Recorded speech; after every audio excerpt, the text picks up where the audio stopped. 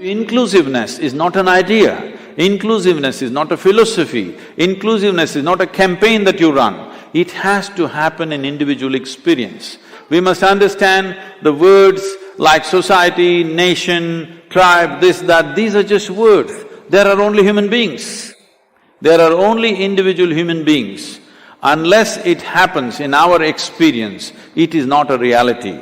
To bring this dimension into education process, to bring this sense of inclusiveness into the economic process, to bring this dimension as a living process into our spiritual dimensions, if this does not happen, we will go on dividing the world because right now we are using only one aspect of our intelligence, which is called as intellect, because the nature of the intellect is such, it is a knife. You cannot use it to stitch things together. If you stitch with a knife, you will leave everything in tatters.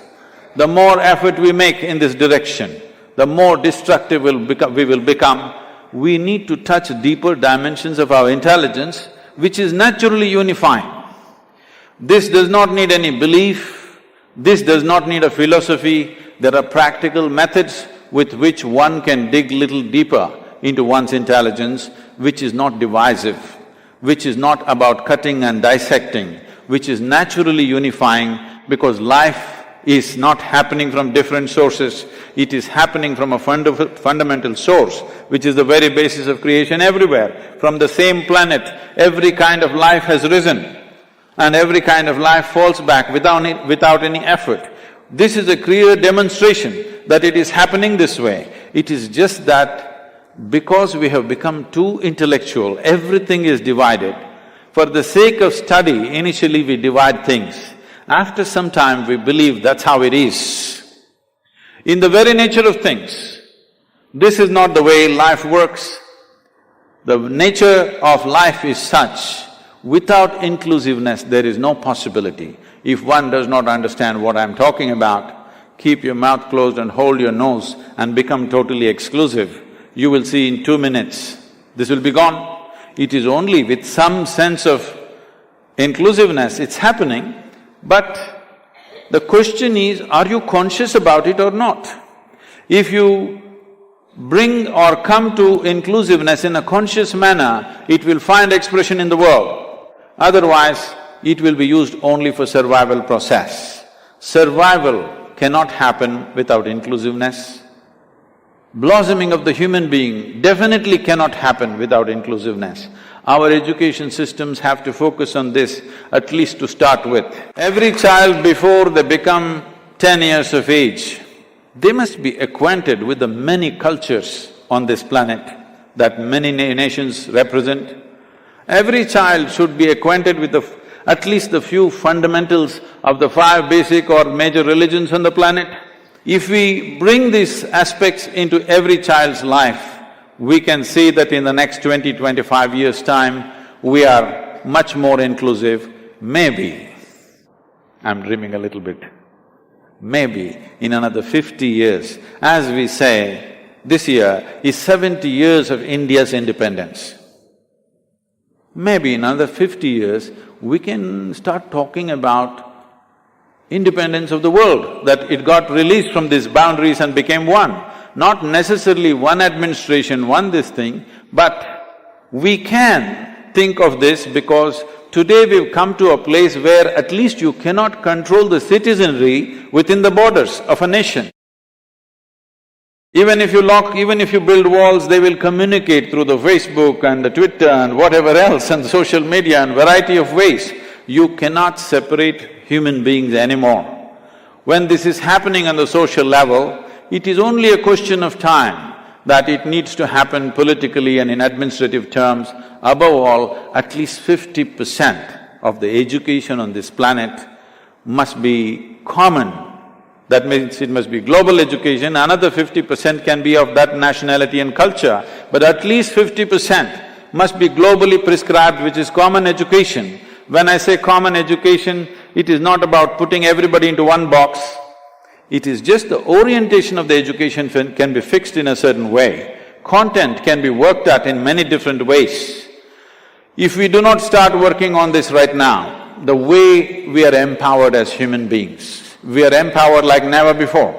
With this kind of empowerment, division is dangerous. One small little nation can destroy the entire world. We can bomb the world, we can tag every human being, we can drone kill you, we can do all kinds of things to you. So it's not far away that somebody will start using such things unless we breed inclusiveness into every child. We have to bring this into our children's minds. If this has to come into their experience, we have to live that way, there is no other way.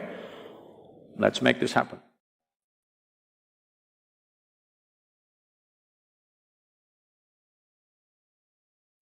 In this culture, we have never had one authority to spread spiritual process. Because this is the only culture on the planet without a religion of its own. So Hindu is essentially that culture which was born out of the river Indus is called Hindu. So it's a geographical and cultural identity, never was a religious identity.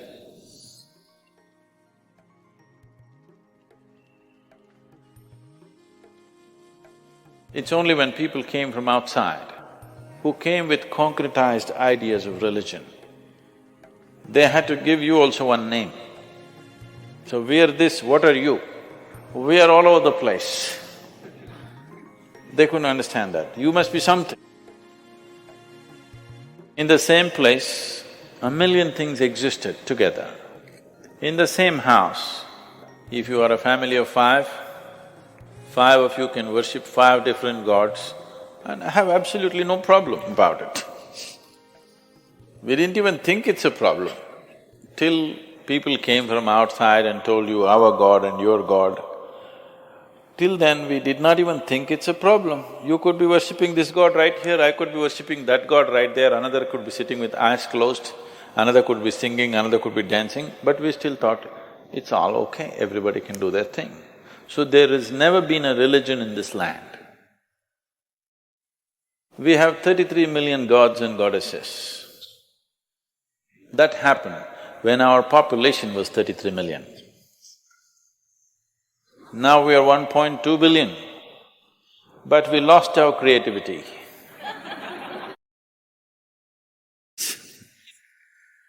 Because outside forces came, particularly Western forces came and they started making us feel ashamed of our gods. Too many gods. Well, there's only one God, as if it's a superior idea. If you can create one, why can't you create a million? You have not seen your one God, right? If you can create one, why can't you create a million or a billion? It's just a question of creativity, isn't it? So does it mean to say nothing beyond me exists? That would be a stupid way to conclude. As you sit here, you know you did not create yourself. Yes or no? Can you digest your food or digestion happens? It happens. Are you breathing or breathing happening? Are you beating your heart or is it beating? I can go on to your liver and kidney and everything, even to the spleen. Even the tiniest thing in your body, you're not running it, isn't it?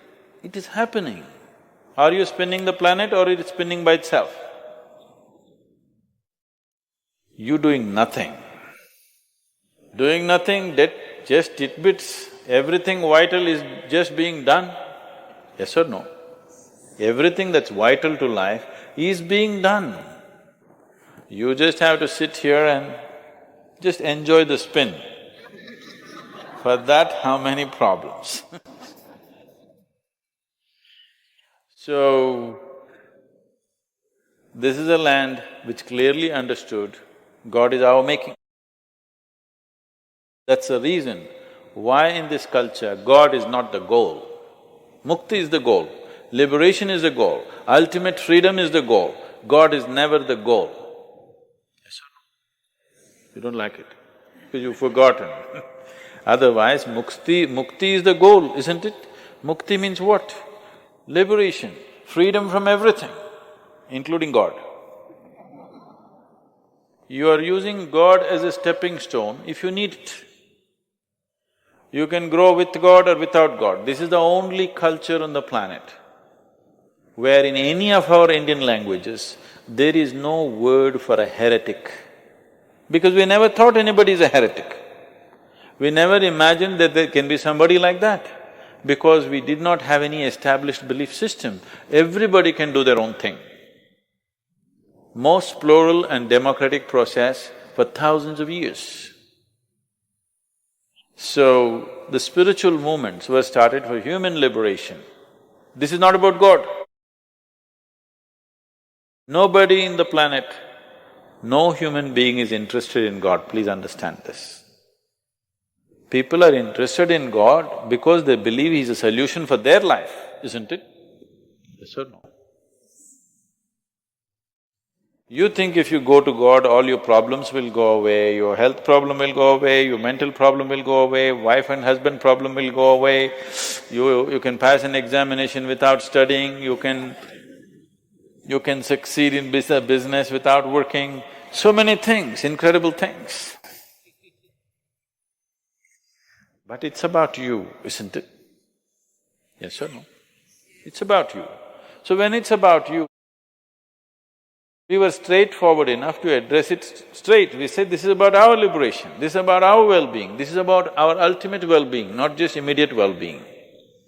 So this is a culture which looked at it this way. So it is a complex array of spiritual movements. Many have died, unfortunately. In the yogic system it says, when somebody asks Adi Yogi, how many paths can be there? He says, if you use your system and go, there are only 112. But if you go beyond your system, how many atoms are there in the universe? That many doorways are there. So we gave the freedom to create your own God. There is something called as Ishta Devata. You can choose your God. If you don't like any, you can create one. Yes. You suddenly like the tree in your house, you can start worshipping. Nobody in this country will think it's funny or weird. Anywhere else if you do it, you will be… they would be burnt alive, but now they will throw stones at them across the fence because they think you're a heretic, you're worshipping a tree. You like a stone in your garden, you can start worshipping that. Nobody thinks anything odd about it. It's perfectly fine. Because there is not a single atom in the existence without the hand of the Creator in it. Every cell in your body is doing complex activity not because of you, isn't it? The source of creation is functioning through that. Every atom, all this complex movement of proton, neutron, electron happening, you doing it? The hand of the Creator is very much in it. So, every atom is a doorway to the beyond. Because of this, so many varieties of spiritual movements happened. It's unfortunate so many have died in the last 100 years, so many. But still the variety is fantastic. If you… how many of you been to places like Kumbh Mela and things like that? You been to Kumbh Mela? The big one that happened in Allahabad, have you been to that? After 144 years, it comes. If you go and see there, you must go, you will see India, okay? An India of another dimension, which today the educated population in the country are completely missing. It's incredible, I'm telling you. People are putting their last penny and traveling from somewhere just to be there for 2 days and go. I'm saying it's that level of people, where 100 rupees would mean like what a million would mean to you, that's how much 100 rupees will mean. That kind of people, putting everything that they have, they come with their families just to be there because somebody has told them on that day if you take a dip, you'll attain mukti. Not that you'll see God, not that God will come and give you a heap of gold, you will attain mukti. Still, 800 million people in this country are actively seeking liberation, knowingly or unknowingly. It's an incredible thing. Nowhere else on the planet there is such a phenomena happening that there are human beings longing to go beyond their present level of existence consciously. Nowhere else such a thing has happened. When Mark Twain visited India, he spent 2.5 to 3 months in India. There's a book about his travels. Along the equator, he traveled around the world.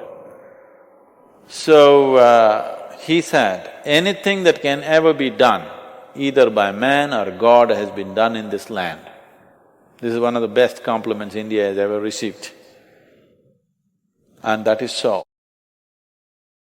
In terms of understanding the mechanics of how a human being is made and what we can do about this, nowhere else has anybody looked at it with the profoundness that it has been looked at it in this culture, nowhere else. I'm not saying this being biased that I'm born in India, so I have to boo-boo-boo. This is not about you being Indian or not Indian. This is about a profoundness of knowledge which is gone awry, lost its tracks or losing its tracks slowly. Unless we put it back on the right thing, humanity will lose something tremendous. Because today we know how to call on the phone and talk to somebody in America, but we do not know how to communicate with this one yet. Our communication technology, information technology has hit the ceiling, but what information do you have about the nature of your own existence? Nothing. We know how to do many things, we can go to the moon, but you don't know how to simply be here.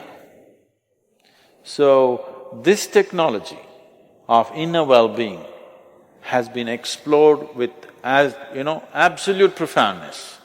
This knowledge should not be lost. Only if this knowledge flourishes on this planet, material and economic well-being will translate into human well-being. Otherwise, you will have everything and you will have nothing. Just to give you an example, what's happening to India right now. The last year, 2011, when the Diwali came, we call it Deepavali. When the Deepavali came in South India, about 127 crores worth of alcohol was sold in one day in Tamil Nadu. Out of this, 21 crores worth of alcohol was sold in one small town where a population is about 6 to 6.5 lakh people. Why means, this is the Tirupur town. You heard of Tirupur? It's a hosiery town, it's an export-oriented town. Everybody here, their incomes are at least 3 times that of everybody else in the state. So if money comes, they're going to get drunk and stay in the gutter. 42% of the Tamil Nadu's population is going diabetic. So if money comes, you will buy disease. So if economic well-being does not translate into human well-being, it's meaningless. Moving from poverty to affluence is a hard journey. Whether it's for an individual or a society or a nation, it is a hard uphill task. After you get there, the deception of it, you work hard all your life and get there, and all you get is a disease. All you get is addictions, all you get is misery, all you get is broken minds, all you get is stress. It is a great deception. So when people achieve economic well-being, human well-being also should happen. If this has to happen without an element of spiritual dimension in them, it cannot happen. They may be following an organized spiritual process, or by themselves they might have found something. But without an element of spiritual process, there is no way anybody can translate economic well-being into human well-being. This must happen. As economic development happens, it is very important parallelly, spiritual possibilities are widely available to every human being. Otherwise, life will deceive you in such a bitter way